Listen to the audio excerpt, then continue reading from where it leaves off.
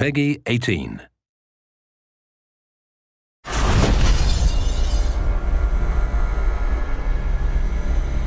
The thing we really wanted to do was give the player decisions to make, give the player choices and have some consequences to those choices. And some have lightweight or subtle consequences, and some are purely aesthetic. Choice matter because in the media video game, you can make choices where the movies doesn't allow you to make choices. So having the consequences to what you do and seeing how the simulation deals with your choices, it feels like the player has full ownership of his experience.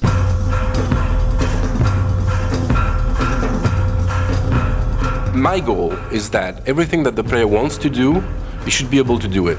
As you can go everywhere, then it has to be functional everywhere. If he sees a door, it's an openable door. If he sees a roof, he should be able to climb there, and he knows that this is a valid path. As you guide Corvo through the world, as you see this world from a first-person perspective, you can constantly approach the game with all-out violence or subtlety, like you can be very surgical in how you move into an environment and how you deal with the assassination target. Ce qui est vraiment très intéressant dans Dishonored, c'est la possibilité pour le joueur de vraiment inventer son histoire, on va dire. Il peut vraiment jouer le jeu de la façon dont il a vraiment envie.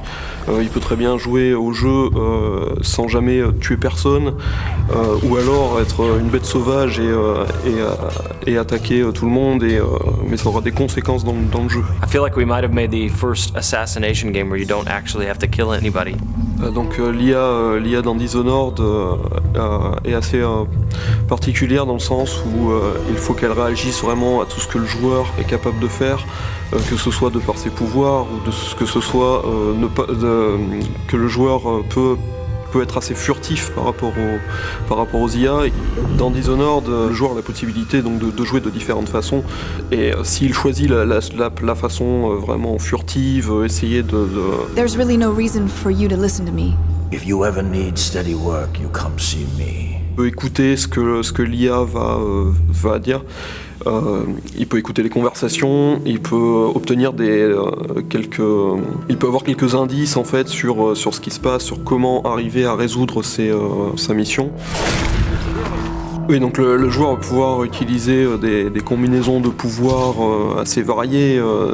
Par exemple, donc il va pouvoir arrêter le temps, commencer à utiliser l'arbalète pour tirer sur les différents ennemis. Les flèches vont prendre le cours normal du temps, tous les ennemis dans la pièce vont mourir.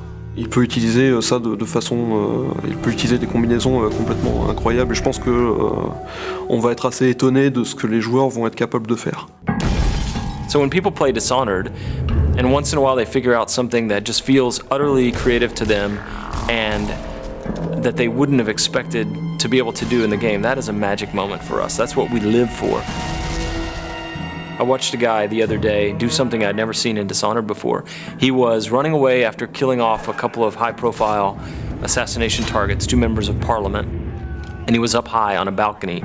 And the jump would have killed him because it was maybe 4 stories up, but he had the possession power.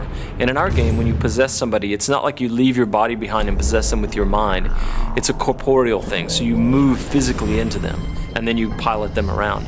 And so he jumped off of this balcony 4 stories up and plummeted to the ground, and I thought he was going to die. He was on the pavement next to the river, but he was angling for this guard that was walking a patrol down there, and as he got close to the guard, he activated the possession power and moved into the guy, and it kills the inertia of the fall, and he lived and walked past the other guards who didn't know anything was wrong.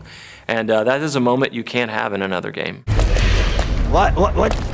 What's happening? Once a programmer came back to us and he shot a little video of something that was really fun and wanted to show us. So what he did was that he summoned a set of rats, then he froze time, then he pulled out the spring razor, which is this kind of mine that you can stick to things. So he could actually froze the rat, stick the mine to the rat, then he possessed the rat, and then he moved the rat around and close to a guard and ejected as the mine exploded.